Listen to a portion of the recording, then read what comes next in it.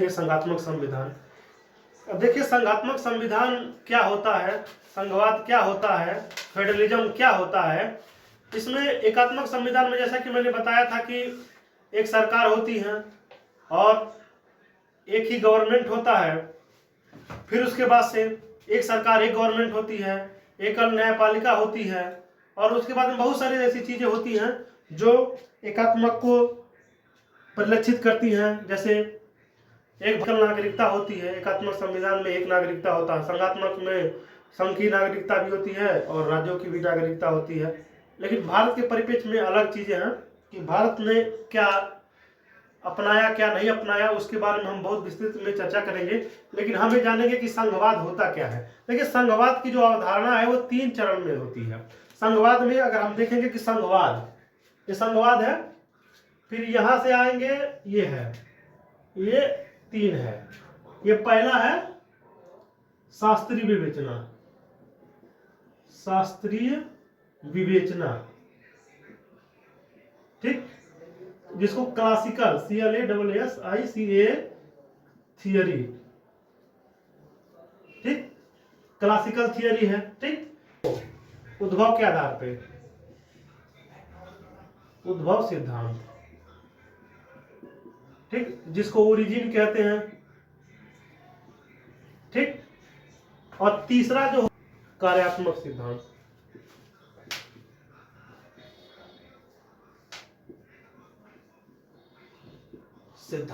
ठीक, ये 3 है। आप ऐसे संघवाद बना करके शास्त्रीय विवेचना, उद्भव का सिद्धांत और एक कार्यात्मक सिद्धांत आप लोग लिखेंगे, ठीक, थियरी,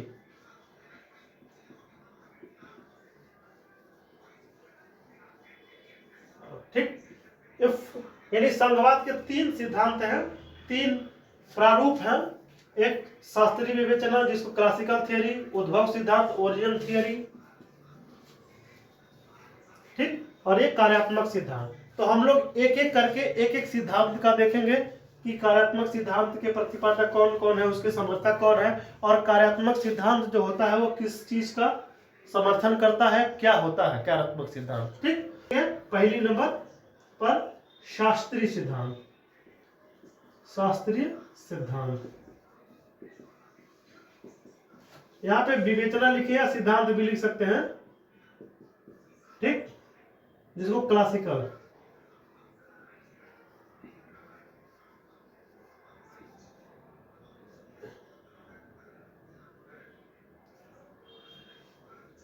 अब इस शास्त्रीय सिद्धांत होता क्या है, इसके क्या मूल है, इसको क्या माना गया कि वास्तव में शास्त्रीय सिद्धांत क्या है, किस चीज का समर्थन करता है। अब देखिए शास्त्रीय, पहला हम स्टार्ट करेंगे शास्त्रीय विवेचना। शास्त्रीय विवेचना या शास्त्रीय सिद्धांत में इसमें इस प्रश्न का उत्तर ढूंढते हैं कि वास्तव में संघवाद है क्या चीज, संघवाद क्या है। अब संघवाद क्या है, इस प्रश्न का उत्तर हम लोग ढूंढेंगे शास्त्रीय विवेचना में। इसके सिद्धांत के प्रमुख समर्थक हैं डायसी, केसी वियर, रॉबर्ट गॉरेन, ब्राइसी और हैरिसन। अब इन्होंने, इन सभी ने एक एक करके परिभाषा दिया है कि डायसी महोदय ने क्या कहा, केसी वियर ने क्या कहा है, रॉबर्ट गॉरेन ने क्या कहा है, ब्राइसी ने क्या कहा है और हैरिसन ने क्या कहा है। एक एक कर... रॉबर्ट गॉरेन, इन्होंने परिभाषा दिया कि सरकार का ऐसा स्वरूप, संघवाद का परिभाषा इन्होंने दिया कि सरकार का ऐसा स्वरूप जिसमें संप्रभुता या राजनीतिक शक्ति का संघ एवं स्थानीय सरकार के मध्य विभाजन होता है। इन्होंने कहा, क्या कहा कि रॉबर्ट गॉरेन ने इसकी परिभाषा दी, इन्होंने कहा कि सरकार का ऐसा स्वरूप जिसमें संप्रभुता या राजनीतिक शक्ति का संघ या स्थानीय सरकार के मध्य में विभाजन होता है। इन्होंने इस शास्त्रीय सिद्धांत के अंतर्गत ये कहा कि संघवाद क्या है, उसके उत्तर में बोला कि सरकार का ऐसा स्वरूप जिसमें संप्रभुता या राजनीतिक शक्ति का संघ एवं स्थानीय सरकार के मध्य विभाजन होता है। अब इनकी आलोचना की जाती है कि संप्रभुता विभाजन योग्य नहीं होता। वास्तव में संप्रभुता विभाजन योग्य नहीं होता। आपने अगर ऑस्ट्रेलिया की संप्रभुता के बारे में सुना होगा कि संप्रभु कौन होता है, संप्रभुता क्या होती है, उसके बारे में पूरा क्लास लिया जाएगा। तो संप्रभुता का विभाजन नहीं होता है। फिर दूसरा देखेंगे ब्राइसी। ब्राइसी की जो एक पुस्तक है अमेरिकन कॉमनवेल्थ। अमेरिकन कॉमनवेल्थ में ब्राइसी ने परिभाषा दिया है, कहा कि संघवाद जो है एक फैक्ट्री की तरह है। संघवाद जो है एक फैक्ट्री की तरह है, होता है जिसमें केंद्र और राज्य दो मशीनें हैं जो एक दूसरे से जुड़ी हैं तथा वे एक दूसरे के कार्य में हस्तक्षेप नहीं करते हैं। बहुत ही बढ़िया परिभाषा दिया ब्राइसी महोदय ने। इनके पुस्तक है अमेरिकन कॉमनवेल्थ। मतलब केंद्र और राज्य एक फैक्ट्री की तरह है जिसमें दो मशीनें रखी हैं, एक केंद्र है एक राज्य है। वो दोनों लोग अपना काम करते रहते हैं लेकिन एक दूसरे के कार्यों में हस्तक्षेप नहीं करते हैं। ये परिभाषा दिया है ब्राइसी महोदय ने। और अब हम अगले परिभाषा में जाएंगे, जो है केसीवीआर महोदय ने दिया है कि इन्होंने परिभाषा में ये कहा है कि संघवाद सामान्य एवं क्षेत्रीय सरकार के मध्य शक्तियों का विभाजन है। क्या कहा केसीवीआर महोदय ने कि संघवाद सामान्य एवं क्षेत्रीय सरकार के मध्य शक्तियों का विभाजन है और दोनों अपने क्षेत्र में स्वतंत्र रहते हुए एक दूसरे के सहयोग में कार्य कर सकते हैं। यानी कोऑपरेटिव फेडरलिज्म का इन्होंने थोड़ा सा हिंट दिया कि वास्तव में एक दूसरे से सहयोग में ही काम करते हैं, एक दूसरे के विरोध में काम नहीं हो सकता है। वास्तव में अगर केंद्र और राज्य एक दूसरे के विरोध में काम करें तो संवैधानिक जो शक्तियां हैं एक दूसरे से बैलेंस बना पाना बड़ा मुश्किल काम होगा। इसीलिए केसीवीआर महोदय ने कहा कि एक दूसरे के सहयोग में कार्य करते हैं। और ये जो परिभाषा है संघवाद के लिए बहुत ही उपयोगी है और बहुत हद तक भारतीय संघवाद के निकट है। अब 5 test of federalism, 5 test of federalism की अगर ये 5 चीजें, इन्होंने कहा कि अगर ये 5 चीजें अगर मिल जाती हैं तो समझ लीजिए कि फेडरलिज्म का यहाँ पे प्रभाव है, फेडरलिज्म का प्रारूप है संविधान में। जैसे क्या है, लिखित संविधान होनी चाहिए, दूसरा कठोर संविधान होना चाहिए, तीसरा स्वतंत्र न्यायपालिका होनी चाहिए और दोनों सरकारें जनता से संबंध हो। यानी ऐसा नहीं है कि एक केवल सरकार हो, जनता का कोई इसमें रोल ना हो या जनता के प्रति उसकी उत्तरदायित्व ना हो या उसका जनता के प्रति उत्तरदायी ना हो। इन्होंने कहा, केसीवीआर महोदय ने कहा कि दोनों सरकारें जनता से संबंध हो और कर का क्षेत्र निश्चित हो। अब आप सोचेंगे कर का क्षेत्र मतलब कि यह निश्चित हो कि राज्य सरकार किन किन मदों में या किन किन क्षेत्रों में कर वसूल सकती है और केंद्र सरकार किन किन क्षेत्रों में और किन किन मदों में कर वसूल सकता है। ये 5 टेस्ट है फेडरलिज्म का जो केसीवीआर महोदय ने दिया और ये परिभाषा है। अब हम अब आगे बात करेंगे अगले सिद्धांत की। ये शास्त्रीय सिद्धांत का ये तीन लोगों की परिभाषा उनके प्रकार के बारे में बताया गया है। अब हम लोग पढ़ेंगे संघवाद के उद्भव का सिद्धांत। उद्भव का सिद्धांत में किन सिद्धांतों का अध्ययन किया जाता है। उद्भव के सिद्धांत में हम लोग देखेंगे किन सिद्धांतों का अध्ययन किया जाता है। अगर समाजशास्त्री विचारधारा या शास्त्रीय विवेचना के अंतर्गत हम लोग जब देख रहे थे तो उसमें हमको ये खोजना था कि वास्तव में संघवाद होता क्या है। अब सेकेंड वाले में संघवाद के उद्भव के सिद्धांत में हमको ये बताना है कि किन किन सिद्धांतों का प्रयोग करते हैं और कौन कौन से सिद्धांतों को पढ़ना पड़ता है या अध्ययन किया जाता है। पहला समाजशास्त्रीय सिद्धांत। समाजशास्त्रीय सिद्धांत के 2 समर्थन हैं, लेविग्स्टन और वाइल्डवास्की है। लेविग्स्टन है और वाइल्डवास्की है। अब समाजशास्त्रीय सिद्धांत का मतलब ये है कि कई सारी ऐसी विधियां होती हैं कि जो अलग अलग तरीके की होती हैं और यूनिटी इन डाइवर्सिटी यानी अनेकता में एकता होता है।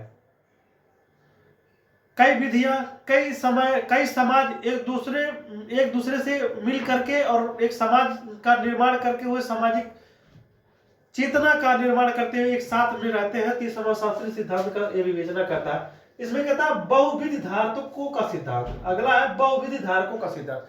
इसका मतलब यह है कि संघ निर्माण की इच्छा और स्वतंत्रता होनी चाहिए। इस सिद्धांत के अंतर्गत ये बोलता है कि संघ निर्माण की इच्छा और स्वतंत्रता होनी चाहिए और क्षमता भी होनी चाहिए। निर्माण की स्वतंत्रता है, इच्छा है, क्षमता नहीं है, तो बहु विधातुकों का सिद्धांत लागू नहीं होगा। यानी संघ निर्माण की इच्छा भी होनी चाहिए, स्वतंत्रता भी होनी चाहिए और क्षमता भी होनी चाहिए। और एक राजनीतिक सिद्धांत, राजनीतिक सिद्धांत का तात्पर्य यही है कि ये शक्ति और इच्छा शक्ति या किसी स्टेट का की राजनीतिक इच्छा है, या वहां पे एक ऐसी किसी एक परिदृश्य में भूदृश्य में कोई राज्य का निर्माण हो गया है या कोई राज्य है, अब वहां पे उस संविधान को कौन से प्रारूप देंगे, संघात्मक देंगे या एकात्मक देंगे। अगर हम भारत के परिप्रेक्ष्य में बात करें तो अंग्रेजों ने हमें आजाद किया, अब हमारे पास ऐसा ऑप्शन था कि हम क्या करें, संघात्मक रखें कि एकात्मक रखें, तो इच्छा शक्ति के ऊपर है। और इसी के आधार पर यह दिया गया कि राजनीतिक सिद्धांत कि वास्तव में जो विकास हुआ है राजनीति वहाँ की क्या है। जैसे भारत में जब एकात्मक का भी स्वरूप दिखा, लेकिन उस समय जब बहुत सारे विविधताएं थी, बहुत सारे क्षेत्रों का शासन नहीं कर पाते थे, तो उसके बाद में क्या किए। अब आपको याद होगा 1935 का अधिनियम, 1919 का अधिनियम, इन अधिनियमों में साफ साफ परिलक्षित होता है कि संघवाद भारत के लिए बहुत जरूरी है। एकात्मकता भारत में उतनी अच्छी तरीके से नहीं हो सकती है, एकात्मक सरकार नहीं हो सकती। ये राजनीतिक परिदृश्य का सिद्धांत है कि वास्तव में राजनीति के आधार पे, वहाँ की राजनीतिक इच्छा शक्ति के आधार पे संघवाद का किस प्रकार से निर्माण करें, ये भारत। अगला है संघवाद का कार्यात्मक सिद्धांत। अब इसका क्या है, अब इस सिद्धांत के अंतर्गत इसका अध्ययन नहीं करते हैं कि संघवाद क्या है और उसका अर्थ क्या है, बल्कि संघवाद के कार्यात्मक सिद्धांत का अध्ययन हम इसलिए करते हैं कि यह कार्य कैसे करता है, यह कार्य कैसे करता है। इसके प्रमुख समर्थक है R.L. वाट। और संघ एवं राज्य सरकारें एक दूसरे के सहयोग से कार्य करती है।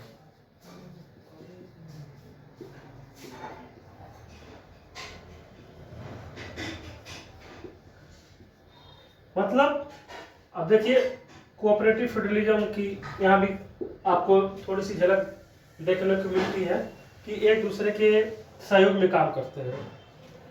देखिए हम संविधान के उन सिद्धांतों की बात कर रहे हैं, हम अभी भारतीय संविधान पे नहीं आए हैं। इसके बाद हमारा टॉपिक स्टार्ट होगा कि भारतीय संविधान का ऐतिहासिक विकास, जो संविधान की यात्रा है 1600 के चार्टर से लेकर के 1935 के बाद से भारत शासन अधिनियम 1946-47 तक हम लोग पहुंचेंगे एक एक करके कि कौन से कैसे किस किस का विकास हुआ, कई राज्यों का में कौन से विकास हुआ, न्यायपालिका कैसे आई, कार्यपालिका का निर्माण कैसे हुआ, विधायिका का निर्माण कैसे हुआ, वीटो शक्ति किस प्रकार से आई, एक एक करके किन किन अधिनियमों में और किस प्रकार से भारतीय संविधान का विकास हुआ, एक एक करके हम लोग चर्चा करेंगे, विस्तृत चर्चा करेंगे। देखिए संवैधानिक विधि में ये शुरू में जान लेना बड़ा आवश्यक है, क्योंकि अगर हम बीच में कहेंगे कि भारत का तो स्वरूप एकात्मक है, नहीं संघात्मक है, तो कभी एकात्मक हो जाता तो कभी संघात्मक हो जाता, तो कैसे जानेंगे आप कि जब आपको पता ही नहीं चलेगा कि एकात्मक के कौन कौन से लक्षण होते हैं, संघात्मक के कौन कौन से लक्षण होते हैं, तो आपको जब ये पता ही नहीं रहेगा तो आगे कैसे डिसाइड करेंगे कि ये संविधान एकात्मक है, वो संविधान संघात्मक है, न एकात्मक के लक्षण अधिक है। आगे मैं बताऊंगा, कनाडा का संविधान बताऊंगा, यूएसए का संविधान बताऊंगा, ब्रिटेन का संविधान बताऊंगा, ऑस्ट्रेलिया का संविधान बताऊंगा, दक्षिण अफ्रीका का संविधान बताऊंगा, और उसके बाद मैं श्रीलंका का संविधान बताऊंगा। और इन संविधानों में से भारत ने क्या लिया, क्या भारत ने दिया, इस सारी चीजों पे हम चर्चा करेंगे एक एक करके।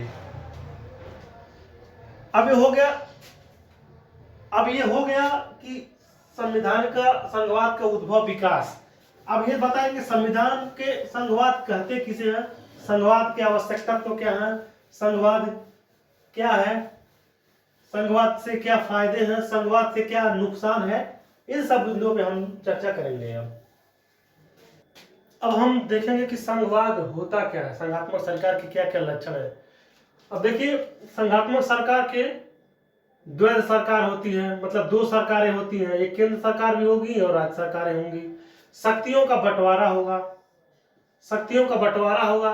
केंद्र के पास कौन सी शक्तियां हैं, राज्य के पास कौन सी शक्तियां हैं। जैसे भारत में देखा जाए, भारतीय संविधान के परिप्रेक्ष्य में तो 7वीं अनुसूची में बताया गया कि कौन सी शक्तियां केंद्र के पास रहेंगी, कौन सी शक्तियां राज्य के पास रहेंगी। वहां देखिए प्राय लिखित संविधान होता है। अगर लिखित संविधान इसलिए होता है क्योंकि लिखित संविधान में ही ये बताया जाएगा कि कौन शक्ति केंद्र के पास होगी, कौन सी शक्ति राज्य के पास होगी, कब कब केंद्र राज्य की शक्तियों का उपयोग कर सकता है। इन सब चीजों का लिखित प्रमाण। अगर गौर कीजिए, यदि संविधान लिखित ना होगा तो क्या होगा,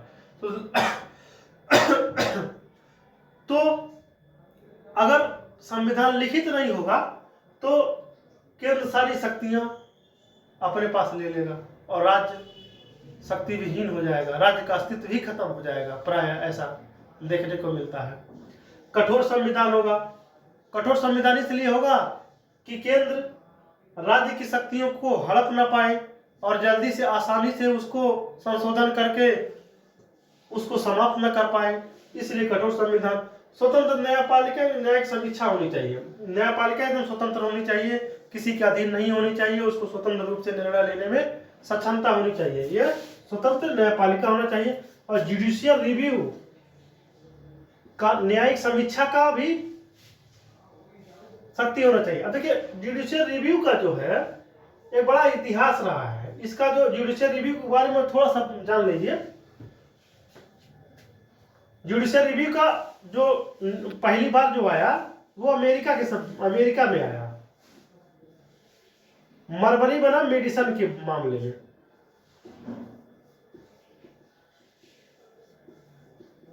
मेडिसन के मामले में आया और जस्टिस मार्शल ने, न्यायाधिपति मार्शल ने इस सिद्धांत का प्रतिपादन किया था। इसमें थोड़ा सा आप कहीं अगल बगल में नोट कर लीजिएगा। अमेरिका में आया, मरबरी बनाम मेडिसन के मामले में आया, जस्टिस मार्शल ने न्यायिक समीक्षा, जिसको जुडिशियल रिव्यू कहते हैं, उसका प्रतिपादन किया। और फिर उसके बाद में उसी के आधार पर भारत में हर जगह जुडिशियल रिव्यू, जहां जहां इस प्रकार से संघात्मक संविधान है वहां वहां जुडिशियल रिव्यू के आवश्यक तत्व के रूप में संविधान का एक अंग बन गया है। देखिए, संविधान में कहीं लिखा नहीं है, लेकिन फिर भी उसका आशय हम लोग निकाल लेते हैं कि हाँ, यहाँ वास्तव न्यायिक समीक्षा का है। जैसे 13 में है, 226 में मान लेते हैं, 227 में, तो न्यायिक समीक्षा के आधार पे उसको, इसका संघवाद का एक भी आवश्यक तत्व है। इसमें संविधान जो होता है सर्वोच्च होना चाहिए। संविधान ही सर्वोच्च होता है और कोई सर्वोच्च नहीं है, संविधान ही सर्वोच्च होता है संघवाद में। और एकात्मक में संविधान सर्वोच्च नहीं होता है। एकात्मक में अगर एग्जाम्पल के तौर पे देखा जाए तो एकात्मक सरकारें, अब सरकार के ऊपर है कैसा बनाए ना बनाए, क्या करे क्या नहीं करे, उसी हिसाब से देखती है। तो ये संविधान सर्वोच्च होता है। अब इसके लाभ क्या क्या हैं? ज्यादा व्यापक सरकार यानी जन जन तक लोकतांत्रिक भावनाएं, लोकतंत्र कैसे होता है, अधिक से अधिक लोगों का व्यापक सरकार बन जाएगी। बहुत सारे लोग राजनीति में अपना इंटरेस्ट लेंगे।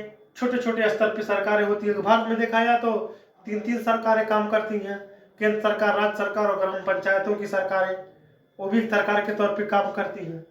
और निरंकुशता की संभावना कम हो जाती है इसमें, क्योंकि शक्तियों का पृथक्करण होता है, तो इसमें निरंकुशता की संभावना बहुत कम हो जाती है।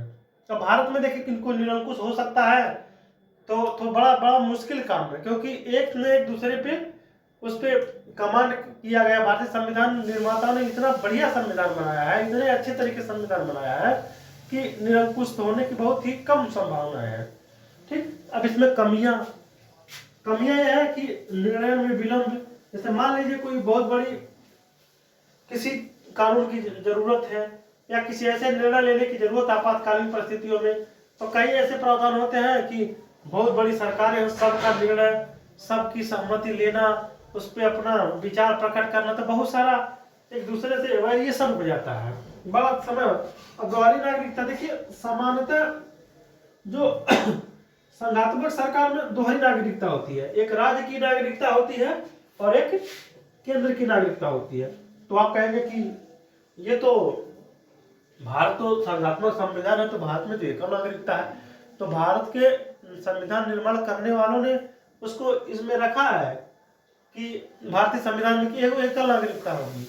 अगर अमेरिका में देखा जाए तो अमेरिका में राज्यों की अलग नागरिकता है और संघ की अलग नागरिकता, दो नागरिकता है अमेरिका में। अब केंद्र राज्य का विवाद, ये तो बहुत ही आप केस के माध्यम से जब हम केंद्र राज्य संबंध पढ़ाएंगे तो इसमें देखेंगे हमेशा विवाद होता रहता है। बहुत विवाद की राज्यों में विवाद होता है, केंद्र राज्यों में विवाद होता है।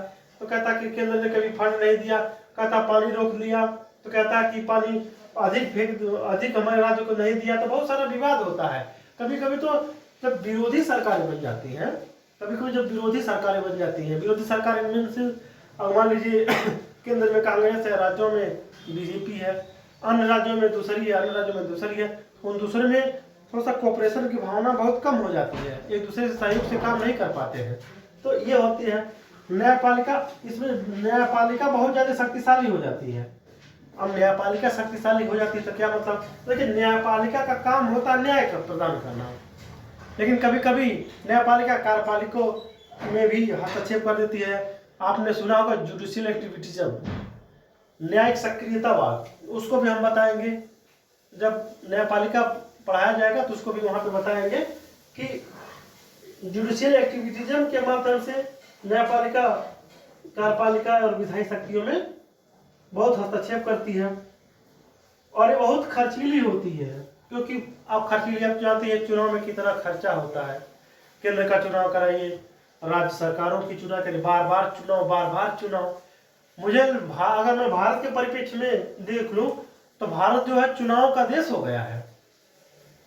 1 साल 1.5 साल नहीं बीतता वहां चुनाव, कभी यहाँ चुनाव ही चुनाव। इतना ज्यादा भारत सरकार का पैसा खर्च होता है कि क्या बताया जाए।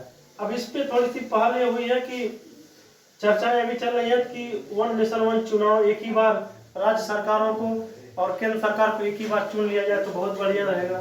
तो इस पे अभी डिबेट का विषय है।